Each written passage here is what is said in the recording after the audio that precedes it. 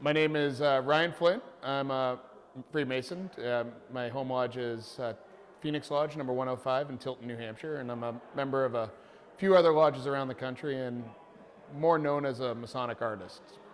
I actually met both of them at a Masonicon in Attleboro, Mass, probably about 7 years ago, and attended one of their presentations and talked their ears off at a table after the fact, and known them ever since.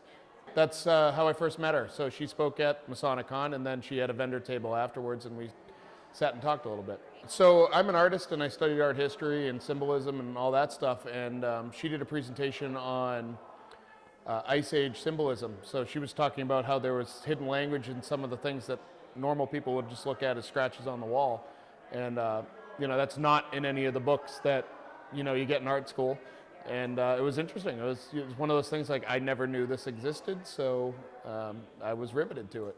Well, Masonry is symbolic in its own right, and the reason why it is because it's a personal journey. Every Mason uses ritual not as something to be taken literally, but it's an expressive form that's supposed to generate inward feelings of personal and professional growth. So that's unattainable in book. I can't write you a letter to say, hey, be a good person, this is what you do. You have to kind of figure it out for yourself, and symbols are the universal language of everything. And what a symbol of hope, for example, for you might mean something completely different to me, because both of our experiences with hope are different. So it's the only way to do it. If you're going to have an organization that's all about personal growth and self-betterment, you can't do it through a literal form. You have to do it symbolically.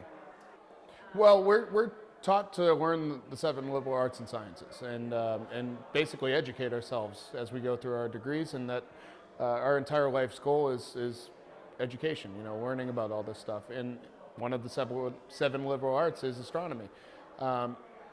When you start traveling and talking to more Masons about that stuff, you learn about our ancient brothers who were supposedly the operative Masons, and astronomy had a lot to do with how they were plotting out where buildings were or where they were laying them out. And again, it goes back to symbolism. You can take it as just simply looking at stars and the science behind it, which is really important as well. But that was a language far and above that in the past, and the lessons that were taught through the lens of astronomy are something that we should be learning as well.